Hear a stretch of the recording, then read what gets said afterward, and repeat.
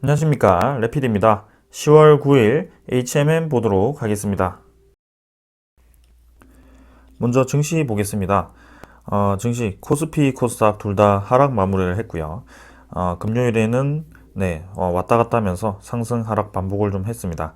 그래서 마지막에는 보합 마무리를 좀 했고요. 증시 분위기 자체가 뭔가 썩 좋지는 않습니다. 반등을 좀 하긴 했습니다만 그래도 다시 한번 좀 눌러지는 그런 모습이 확실히 보이고 있고요. 수급적으로 외국인이나 기관 투자자가 확실히 뭔가 강하게 계속해서 들어오지 않고 어느 정도 매수가 들어오면 차익 실현을 하는 그런 움직임이 계속 지속이 되고 있습니다. 그래서 그런 움직임에 대해서 아직도 경계를 풀면 안 될 것 같고요.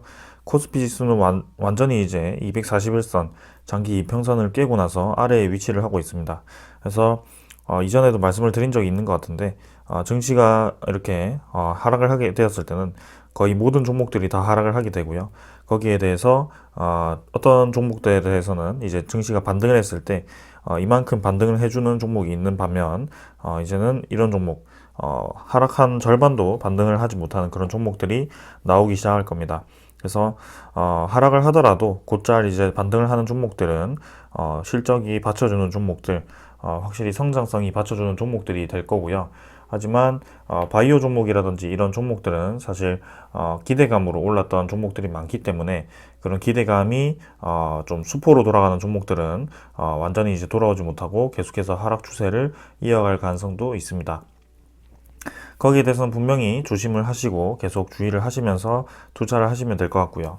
지금 자리 정도는 사실 이전 저점 정도를 거의 벗어났다라고 보셔도 될 것 같습니다. 그래서 하단 라인을 아래로 더 깬 상황이고요. 5일선과 21선, 60일선이 거의 뭐 역배열로 완전히 꺾여버렸죠. 전부 다. 그리고 증시 거래량 자체가 계속 죽어 있는 상태입니다. 그래서 월봉 입장에서도 계속 증시 분위기가 좋지 않다라는 것이 느껴지는 것이 올라갈 때는 거래가 이제 이렇게 계속 위로 올라가주는 거래량이 쭉쭉 터져주는 그런 움직임이었지만 내려갈 때는 이런 식으로 거래가 급감을 하면서 이전에 그 평년 수준으로 진행이 되는 겁니다. 그래서 이전에 이렇게 거래량이 많지 않았던 그런 평년대로 진행이 된 거고요. 이건 이제 유동성이 이만큼 풀렸기 때문에 그만큼 거래량이 늘어났던 겁니다. 그래서 이만큼의 유동성에 대해서 지금 이제 서서히 이제 매도로 빠지기 시작하는 거고요. 거래량이 죽었다라는 자체가 이 많은 유동 물량이 묶여 있다라는 겁니다. 그래서 거기에 대해서 지금 증시가 계속 하방으로 진행될 가능성이 충분히 있고요. 증시의 투자금을 계속해서 늘리기보다는 좀 줄이고 나서 그리고 현금 확보를 해두고 나서 어느 정도 이제 조정이 끝나고 났을 때 그때 다시 재진입을 하는 것이 좋아 보입니다. 자, 그래서 투자자의 이 금액을 본다면 뭐 외국인은 계속 다시 매도를 하고 있고요. 기관 투자자도 매수를 하다가 다시 한번 매도를 시작했습니다. 그래서 10월 달에 이제 옵션 만기일이 다음 주 목요일 정도가 될 거고요.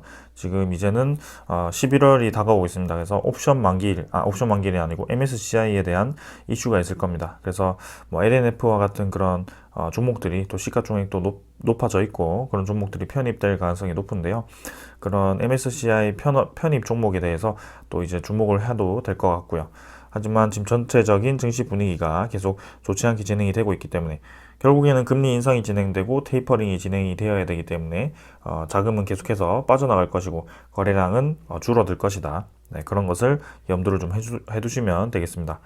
코스닥도 마찬가지, 고점 부근에서 이제 완전히 꺾였고요. 주봉도 60주선 깨고 버티고 있긴 합니다만 일봉상으로는 마찬가지 241선 깨고 지금 하락 1차 하락이죠.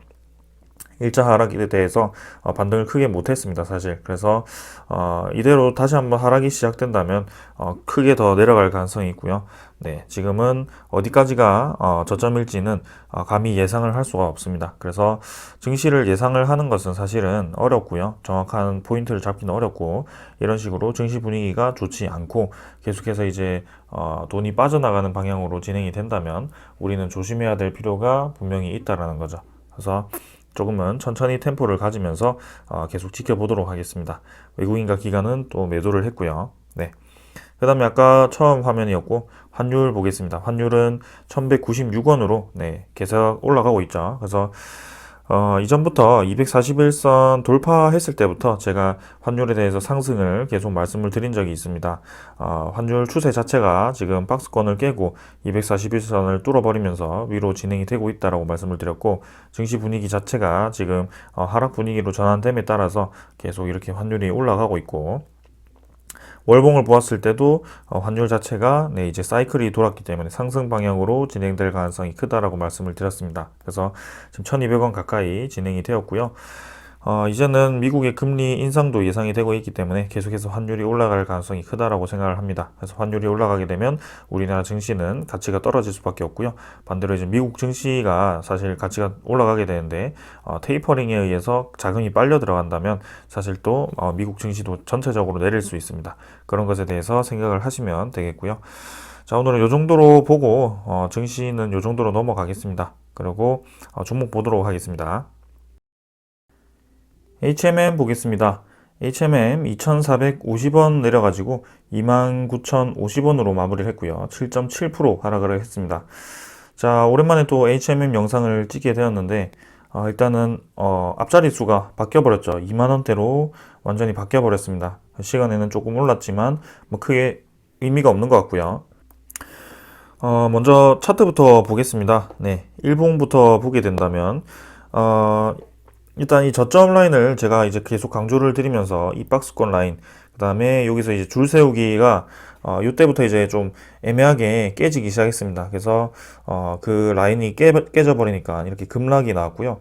급락 이후에도 다시 한번 급락이 나올 가능성이 크다라고 계속 말씀을 드렸고, 그래서 241선까지도 생각을 좀 하셔야 된다라고 했습니다. 그래서 바로 이제 HMM에 대해서 좀 정리를 말씀을 좀 드렸고요.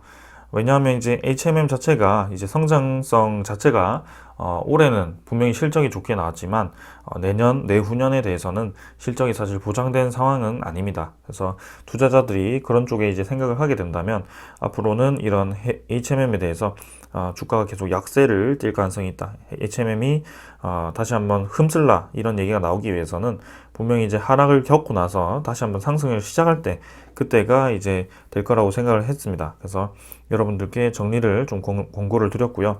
사실 241선을 받치고 있는 듯 하지만 뭔가 주가 이 등락폭을 보았을 때는 상당히 이제 크게 흔들리는 모습입니다. 그리고 거래량이 늘어나면서 이렇게 또 하락을 했기 때문에 거의 1000만 주 가까이, 그래서 241선마저도 깨면서 추가적인 더 하락분이 나올 가능성이 저는 크다라고 보고 있습니다.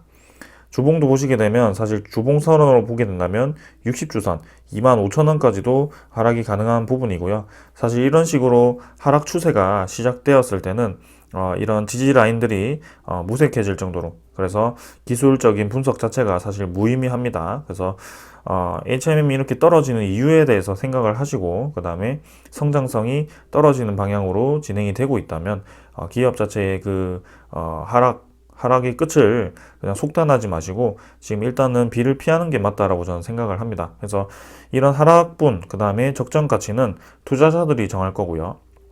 우리 개미 투자자가 아무리 뭐 추측을 하고 정해 보던 분들, 그 투자자가 계속해서 매도를 하게 된다면 쭉쭉 내릴 수밖에 없습니다. 그래서 어느 정도 이제 라인이 잡힐 때까지는 HMM 자체는 지금 뭐 크게 관심을 가지지 않는 게 좋을 것 같고요. 네, 월봉 입장에서도 2만원대까지 충분히 갈 수 있는 그런 자리라고 저는 생각을 합니다. 그래서 분명히 조심을 해야 되는 때라고 말씀을 드리겠습니다. 자, 투자자를 보게 된다면 외국인이 이제 조금씩 매수를 했습니다. 그동안 플러스로 이제 매수를 계속 해줬는데, 여기에 대해서 또 한번 크게 차익 실현 매물을 뱉으면서 또 이렇게 배신을 해버렸고요. 개인만 또 300만 주를 매수를 해버렸죠. 그래서 지금 분명히 뭐 원래 5만원 정도에서 HMM이 2만 9천원 정도가 돼버리니까 개인 투자자 입장에서는 싸다, 지금은 매수할 때다, 이렇게 생각을 할 수도 있습니다. 근데 주식 입장에서는 떨어지는 칼날에 대해서 매수를 계속 공격적으로 하시면 안 됩니다. 그게 떨어지는 칼날에 대해서 매수를 하지 말라는 것은 지금이 낮아 보이지만 이렇게 저점 라인이 잡히지 않은 상태에서 진행이 되고 있다면 추가적인 더 하락이 충분히 나올 수 있는 구간이라고 말씀을 좀 드리고 있고요. 그리고 적어도 이제 L자 모양으로 이제 주가가 좀 수렴을 했을 때, 어느 정도 이제 이평선이 수렴을 했을 때 그 이평선이 수렴한 구간에서 위로 뻗어주는지를 좀 봐야 되는데요. 여기서도 또 이렇게 쭉 떨어질 수가 있기 때문에 계단식으로, 그런 것을 이제 하락 진입했던 종목에 대해서 그런 것을 조심을 좀 해야 됩니다. 자, 그래서 지금은 외국인 투자자가 또 크게 매도를 해주면서, 그리고 연기금 자체가 이렇게 장기 투자로 들어오는 연기금 자체가 지금 계속 매도를 하잖아요.